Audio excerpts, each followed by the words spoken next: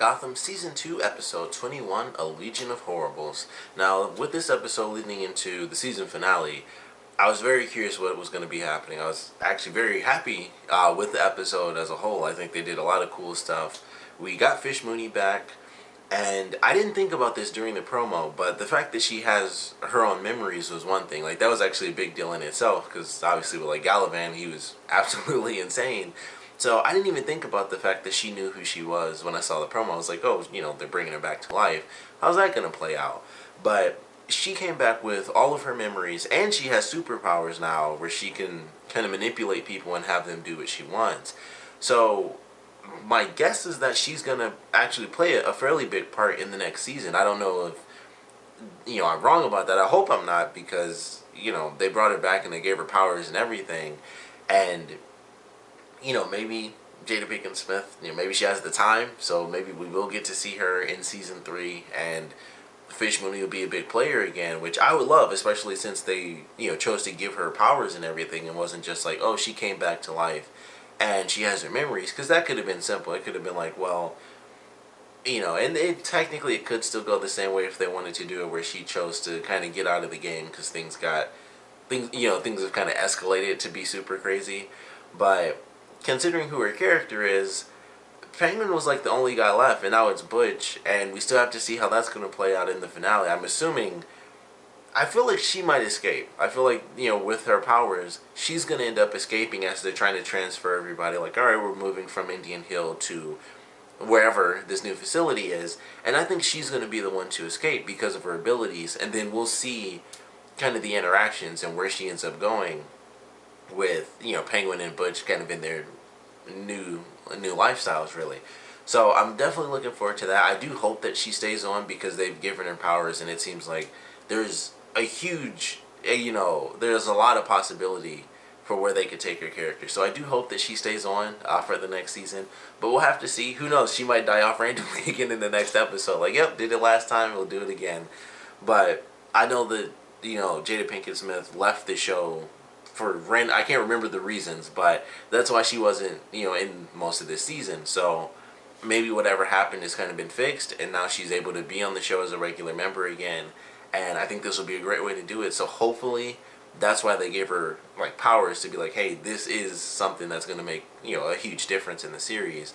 So we have that already. We have a huge thing which probably won't play out, you know, I know it won't play out as, you know, insane as it normally would, but we have the Court of Owls, which I thought was very cool. That was a nice reveal for this episode, because the Court of Owls is a huge thing. It's actually very similar to Galavan, and kind of his goal, where it's like, you know, I want to be like the ultimate family, but it's basically a bunch of families all together instead of just Galavan and his people. It's like just a bunch of, you know, old families from Gotham. So I thought that was very cool, and, you know, we see that they're kind of in control of Hugo Strange, and they're the ones that are kind of messing with Bruce and his family. So I thought that was pretty cool. It's like they introduced the Court of Owls, which is a huge thing in the comic book, so I like the fact that they introduced that. Obviously, a much different version, because it gets really insane, you know, when Bruce is actually Batman, it gets, like, really intense. But I'm still excited to see where they take that. You know, they've introduced the fact that, you know, it's not just Hugo Strange who's at the top.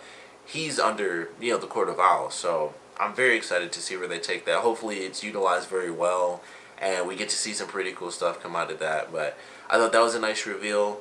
We got Enigma released as, you know, he's no longer an inmate at the asylum. He's now working for Strange, because, you know, they know that he figured some stuff out, and they can use him as a murderer, really, because that's what he'll do, and he's totally fine with that. So he's got his new position now in the show, which I'm assuming will transfer over to wherever they end up at, if they really are about to leave Arkham. Wherever they're going to end up next, Enigma will probably still be working with Strange, if he's not taken out.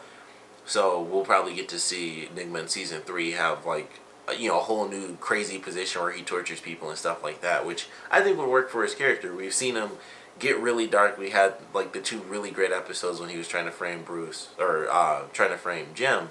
So maybe we can see that where he's not really trying to frame anybody, but he uses riddles to torture people, and it's like almost, in a sense, kind of like a much lesser version of Saw. I guess, where he does riddles and stuff like that. Which it would still be different because Saw is just like the key's over there, but you got to cut somebody open. So it'll be different than that'll actually people will have to figure out clues. They won't be in danger for like a day or some crazy stuff like that unless they don't figure out the riddle. But he has a new position now.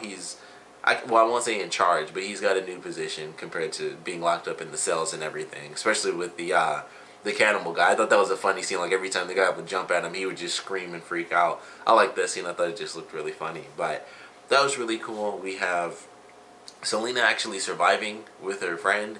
They had a really cool moment when she was like, I gotta kill, she thought she had to kill her friend and she tries to burn her and the suit's completely fireproof. I was like, that's actually very cool. So I love that moment. And Selena is like, well, if you're a fire goddess, then you kind of need a servant. So of course, she finds a way to survive, which is pretty cool. And I would assume, once again, that they're going to escape. We don't actually get to see them escaping, but that's kind of like the final moment is them, I'm assuming, finally getting past the door. So that should be interesting if she's going to try to convince her friend, like, hey, these guys are actually bad guys. And maybe she'll be able to convince her friend that Hugo Strange actually, like, manipulated her or something like that. And that she doesn't need to be, like, under the constraints of anybody because she's a fire goddess. So she might be able to cause a bit of chaos with her friend if she's like, hey, they lied to you and you're this amazing goddess or whatever. And then she'll, just cause a bunch of chaos starting to, torch the place. So she's going to try to escape. We have, our whole mission with Jim, Bruce, and Lucious all getting busted and everything like that. Jim now has a doppelganger, or the guy has, they put his face on and everything. So they're going to try to ruin his reputation. I'm assuming they're also going to try to maybe kill some people as well, just, as Jim, just to cause a bit more chaos. But I'm excited to see where they take that, because I was really surprised when that happened. I knew what was going to happen when they did that, and it was like, okay, so they didn't do anything to Jim. That has to be like a crazy face mold thing. And then, of course, they brought the other guy in. It's like, yeah, that's going to be a mold. So they have him going out as Jim, and they're going to have him just, like I said, probably just cause chaos. Like, nothing really significant, just like, shoot some random person and, do some random crimes as Jim Gordon and kind of pull all the attention of the GCPD onto you rather than, on us where it's at right now. So definitely looking forward to that. Basically, everybody's kind of screwed. Everybody's still captured.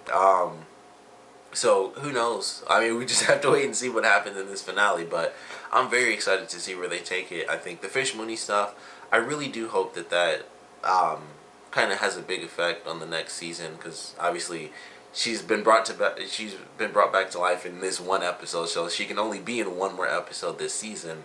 So my hope is that she doesn't randomly get killed off, which would really be pointless. I know a lot of people thought her whole storyline was pointless in the first season because she got killed off at the end.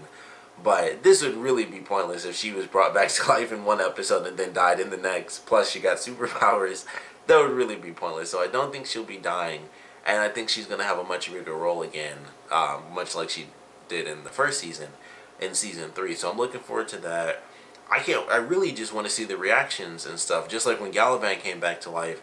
That's what had me excited the most. Because it's like, these characters have gone on for quite a while thinking this guy was dead, when he was dead, and then he comes back to life. How is that going to affect the character? So we have the same thing with Fish Mooney, and seemingly, she's not going to get killed off. I mean, they gave her the powers, they brought her back when they didn't need to. This is like someone from the first season, this isn't like someone who died this season.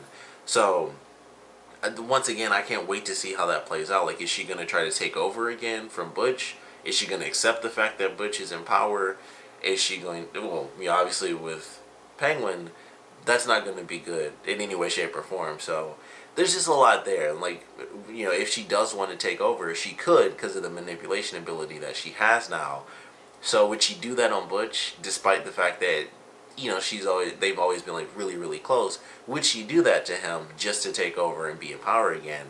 I think that's an interesting idea that they can kind of mess around with. So we do have to wait and see, but I'm very excited for this finale.